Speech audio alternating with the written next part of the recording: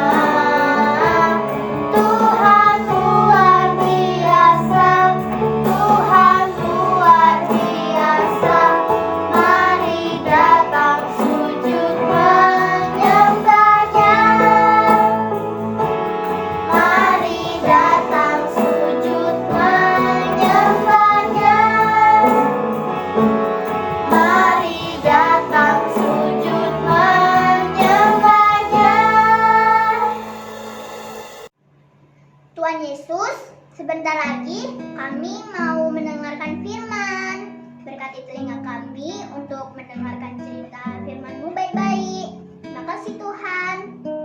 Berkati kami untuk memahami cerita-Mu ini. Terima kasih Tuhan, dalam nama Tuhan Yesus. Haleluya. Amin. Mari teman-teman kita simak telling story berikut ini. Ayo. Telling story hari ini adalah tentang Danau Galilea. Danau ini mempunyai nama lain yaitu Genesaret dan juga Danau Tiberias. Danau ini adalah saksi bisu dari banyaknya mujizat yang Tuhan Yesus lakukan. Di danau inilah Tuhan Yesus memanggil beberapa muridnya seperti Petrus, Andreas, Yakobus, dan juga Yohanes. Di danau ini pun Yesus menampakkan diri setelah kebangkitannya dan juga mengajarkan beberapa perumpamaan di danau tersebut. Mujizat yang ditunjukkan oleh Kristus adalah meredakan angin ribut, Dia juga berjalan di atas air, dan peristiwa uang dalam mulut ikan, dan masih banyak lagi. Kalau kita lihat dari peta, Danau Galilea berbentuk seperti harpa. Harpa ini adalah alat musik, nama alat musik. Danau ini adalah danau yang terbesar di Israel. Danau ini terletak di bawah permukaan laut yang menjadikan lingkungan di sekitar Danau Galilea terasa panas. Pada masa lampau, di Danau Galilea sering terjadi badai yang mendadak diakibatkan pertemuan antara udara dingin dari bukit-bukit yang bertemu dengan udara panas dari lingkungan sekitar danau. Nah, kira-kira begitu beberapa fakta yang mau kita pelajari dari Danau Galilea ini. Hari ini kita belajar peristiwa tentang angin ribut yang diredakan terjadi di Danau Galilea. Sebelumnya Tuhan Yesus mengajar orang-orang banyak yang mengurumuni Dia. Tuhan Yesus mengajar beberapa perumpamaan di tepi danau tersebut. Setelah mengajar, Yesus mengajak muridnya untuk bertolak ke seberang danau. Nah, dari sinilah kita mendengar kisah tentang Tuhan Yesus meredakan angin ribut yang dahsyat.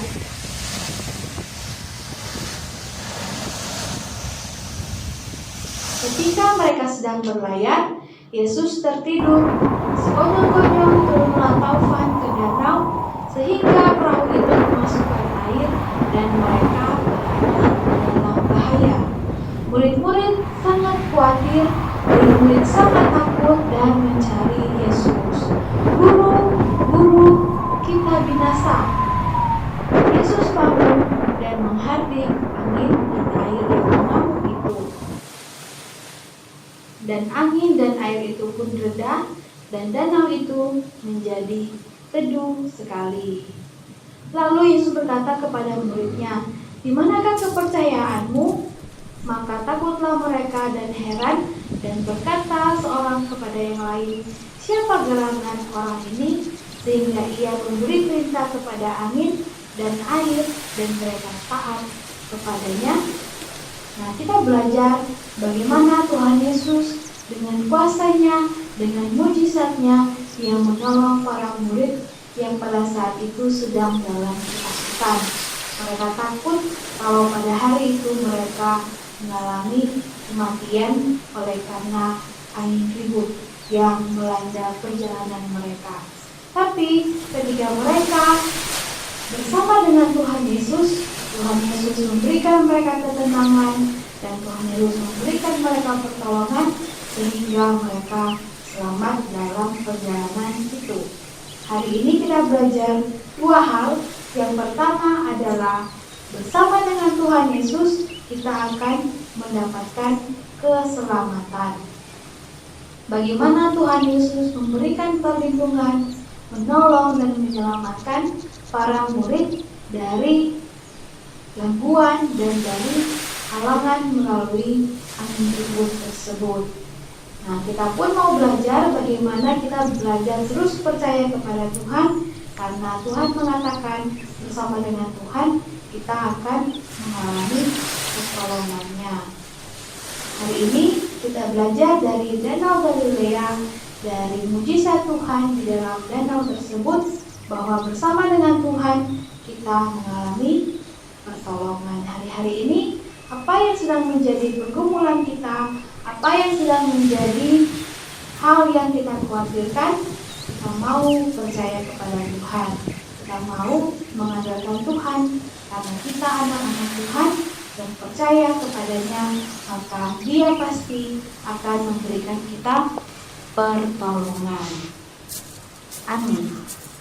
Tuhan Yesus, kami sudah mendengarkan firman-Mu. Biarlah firman-Mu itu jadi kekuatan bagi kita untuk sehari-hari. Dalam nama Tuhan Yesus, kami sudah berdoa dan mengucap syukur. Haleluya. Amin.